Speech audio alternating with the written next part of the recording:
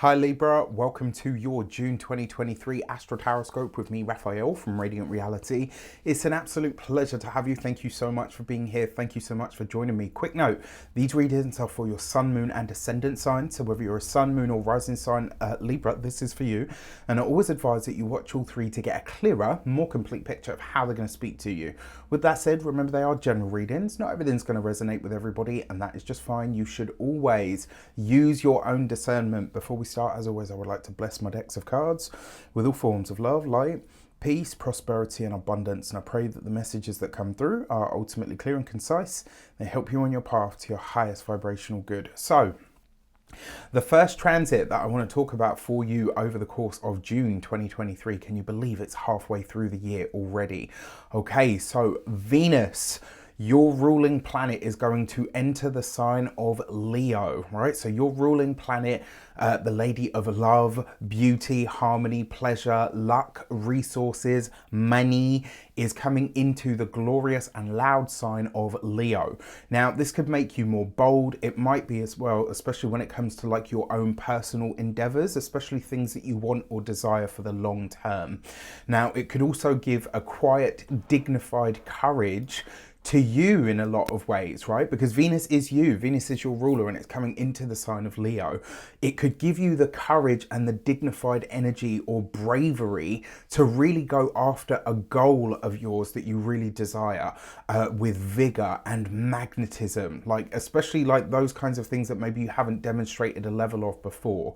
Now, this is the start of a 4-month transit because Venus is going to go retrograde in this sign. So she's going to be there for a very long time. So it's going to be feeling like a slow and steady build effectively, right? Venus being an energy of attraction, it's your ruling planet. So it's also providing a magnetic, charismatic effect for you. And it's helping you really shine in some way, right? Now, when it comes to helpers, helpful people, even benefactors are found because Venus is coming into your 11th house for a nice long stay. Friendship ties, group connections, social connections as well, institutions and organizations that you might be a part of are found here as well. Now, this could also see you brushing up your social media presence and even your social circle in some way, shape or form. This is like an overhaul that's creating a much stronger, more aligned network for you in some regard. So I love this for you guys. Now, let's have a look, see what the tarot has to say or to assist with this. All right, so you have... All right, so you've got the Queen of Cups, beautiful. So tapping into your innate emotional energies, which is great. You have the Two of Swords, okay, nice. And you have the Five of Swords. So this can actually help you really go after what you want in terms of connections that you have, in terms of your social media, etc. And it's not saying that you're, because the Five of Swords is a card of arguments, disputes, etc.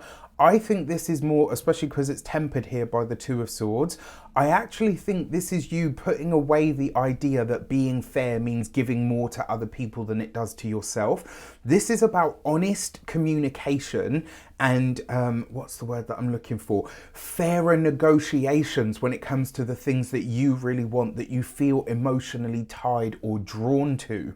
So I really like this triplet. I actually think it helps. Now, the other thing with the Queen of Cups as a person, this is usually a water sign woman, Pisces, Cancer, Scorpio. So if you have a water sign woman in your life that maybe, you know, takes more than they give, or, you know, this could be where like this over the course of this month, and especially over the course of the next 4 months, you could really start to understand where maybe some of your relationships with certain women in your life are unfairly stacked.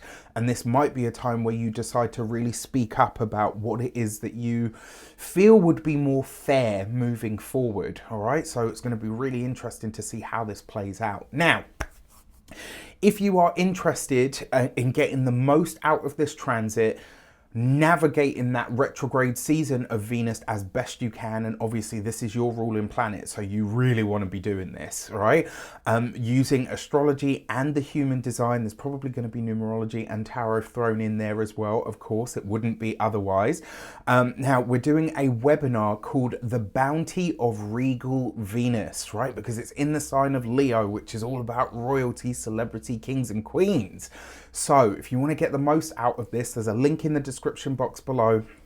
You'll be seeing this pop up over my socials over the next few days and over the next couple of weeks. You will be able to watch the recording, but obviously if you're there on the day, you get to ask certain questions. So with that said, if you want to be a part of that, it's on the 4th of June. As I said, there will be a recording that you'll be able to watch, and you're going to get PDFs, you're going to get lots of goodies. It's £66 and I would love to see you there. All right, so would Denise, my wonderful guest, Denise Matthew. So on the 11th of June, Mercury is coming into the sign of Gemini, which for you is your 9th house, right? So Mercury is coming into its own sign to start with, so that's really good for all of us. But it's going to start to enable you to think clearer. It's also going to help you gather information in a manner that is streamlined and quick. You'll be able to start really broadening your ideas and putting them into fruition. As it's coming into your 9th house, which is, you know, a very lucky house, but it's also a very educational house, this might be a really good time to learn something new, to study something. Your mind is a sponge, and your ability to take in and retain information at the moment will be absolutely palpable. This might also be that you make connections on an international level through some kind of study, or maybe you study something online that's out there in the world. This is a great time to start working on a book, or furthering, or, you know, maybe even using this next month to make a really serious dent in your manuscript. This could be fantastic for that. It's also a great time for you to gather the facts and figures on anything that has like a legal slant to it, especially where like documentation is attached. Now, if you're looking to get a visa or anything like this, this is the time to go after it, because your paperwork is absolutely on point. Like your attention to detail, because even though it's the 9th house, which isn't necessarily detail orientated, it is specialization energy, and Mercury in the sign of Gemini is very quick. So if you're putting a visa application or anything like that in at this time, you might be surprised at how quickly it comes through. So for this, you've got the Ace of Wands. Put pen to paper. This is a card of books, blogs, writing, possibly even radio, etc., which could be really, really nice. So I love that Ace of Swords. You've got to jump in, right? You've got to be in it to win it, as they say. Then you've got the Ten of Swords. So potentially here, because that's the Ace of Swords and the Ace of Wands and the Ten of Wands. And what this suggests is that's a completion energy. So it looks like some of you you're wrapping something up to do with this 9th house, legal matters, visa applications, applications for higher education. Maybe you're going after something in that regard as well. And you've got this with the Judgment card. This is finishing touches energy. This is maybe finally getting some resolution or completion on something that you've been working towards for a long time. And maybe that culminates in some kind of big study. Maybe that culminates in, you know, some big piece of paper that you get. So this could be really, really nice for all of you guys as well. On the 19th of June, Saturn retrogrades and is in a perfect sextile to Jupiter. Saturn is restriction, confinement, limitations, boundaries. It's also crystallization. Hard work, dedication is the things that Saturn really likes and loves, right? Going in it for the long haul, doing it properly the first time round. Jupiter, the energy of luck, abundance, expansion, growth. And so what you get when these two come together in a harmonious aspect, this is going to be great for world affairs when it comes to resources and money, I think. Now, this is expansion and growth that's tempered by slow and steady energy that allows for careful and structured growth. So Saturn retrograde in your 6th house is giving you an idea of what needs to be adapted and changed, and the longevity that's needed to kind of reach those larger goals. The resources and the support financially and even psychologically to achieve something larger in your life is coming in here. And, you know, because of that 8th house Jupiter, it can heal across the mind, body, and spirit, coupled in, you know, and this is in a sextile, so it's a harmonious element. This could be a powerful combination for some form of healing, especially on a physical body level, because that 6th house is the body. So I love that for you. I also think that this could be an opportunity to make more money or more passive income through your work or connections, because your 6th house is work and the 8th house is other people's money, right? So through this connection, all else, it could bring healing of challenges with the difficult people that you've had in your life, or especially in your work sphere. For this, you've got the 10 of Swords. So I see this as the end of some kind of challenge or issue that you've had around these matters. You've got this, you see here as well. So you've got another 10. So 2 10s represents change, and big change at that. With the 4 of Cups, okay, and the Queen of Swords. So if you've had moments where you've kind of felt like things haven't moved, they've been a bit stagnant in work, when it comes to health, when it comes to other people's money, maybe potentially problems or challenges around money and finances of a joint nature, these things are now coming to an end, and I think they're coming to a satisfactory one. Now, that being said, the 4 of Cups with the Queen of Swords does suggest that some kind of emotional the thing that comes to mind is, you know, that guy on the little, it's like a short, and he says emotional damage. It's really funny, but it's not that. I think this is addressing some kind of emotional imbalance that's been had, and you're doing this through realizing where it is that you can come out of a melancholy state. So this is a moment of pure honesty with yourself, but it's also a conversation where you kind of say, okay, I've had enough of this now, and I'm ready to move forward. And that Queen of Swords, this could be where you really speak your feelings, because it's with the 4 of Cups, and it puts an end to something. And maybe you say to yourself, like, wow, you know what, if I'd have known all it took was for me to speak up on this thing, I would have done it ages ago. And then finally, on June the 22nd, Venus, the Moon, and Mars are coming into a triple conjunction in the sign of Leo. So that 11th house is being lit up again closer to the end of the month. Now, this triple conjunction between Mars, Moon, and obviously Venus is your ruling planet. This is a big deal, right? And the reason being is because this is 3 of what we call the personal planets, or the social planets, which means we're going to feel this on the everyday level, right? This is going to be something that you do notice. It's going to be a day that you are fully aware of, because you might be like, okay, there's something going on at the moment. There's something in the air. Now, Venus is your 1st and 8th house rulers.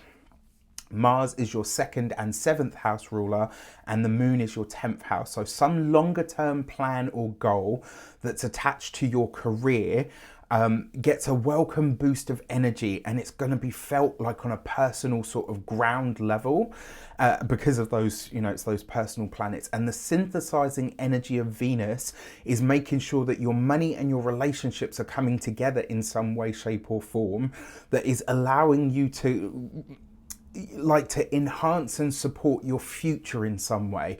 Because all of this energy is happening in that 11th house, it's something that's far in the future that you're focusing on now. And for this, you have the Knight of Wands, so really going after a passion here. I think that transit is really, that triple conjunction is going to ignite a fire under your tushy to go for something that you really want. Then you've got the Hanged Man, right? Which basically says this is a desire that's been on hold for some time. And then you've got the Magician card, which says if you go for it, you will connect with somebody who can really help you, because the Magician card is powerful people.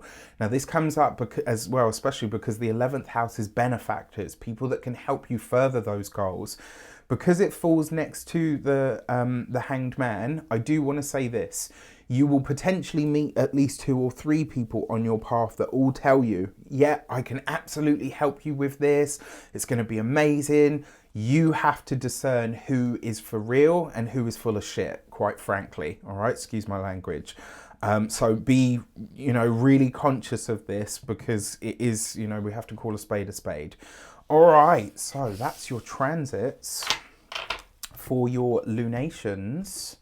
let's see what's going on with your moons. All right, so I'm not going to go into great detail with the moons. I never do, because you get your new moon and full moon reports every month. So for the on the June the 4th, you have the Sagittarius full moon, and this for you is in your 3rd house, all right? And for this, you've got the gate 27 and caring.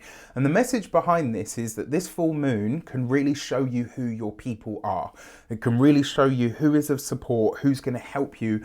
There could be some kind of communication that comes in through the family or the familial ties and connections that actually really helps, especially for those of you that have siblings. All right, and then on the 18th of June, you have the new moon in the sign of Gemini, which for you is that 9th house again, right? Which is being activated. Now, this is interesting for a few reasons. The new moon is a point where something starts. It's a fresh start or a beginning, right? And then for this, you've got the gate 43 and ahead. This tells me that the new moon is going to reveal something to you that you can see the potential of before anybody even has an inkling of how big it can be, how wonderful it can be, what, you know, its true potential is. So pay attention to this. If you see something and you think to yourself, wow, that's going to be massive, jump in, right? Because you're getting that heads up, that download. And the 9th house, that's naturally ruled by Jupiter, is actually a house of visions and visionary energies and prophecy, right? So this could be a time where you're seeing something way clearer, way further into the future than anybody else is at this time. So that could be really exciting. With that said, I wish you an abundance of all of that good stuff. Don't forget to check out the Bounty of Regal Venus webinar. You are going to want to watch this because it is your ruling planet. This is going to be a 4-month stay. With that said, take care and I'll see you soon.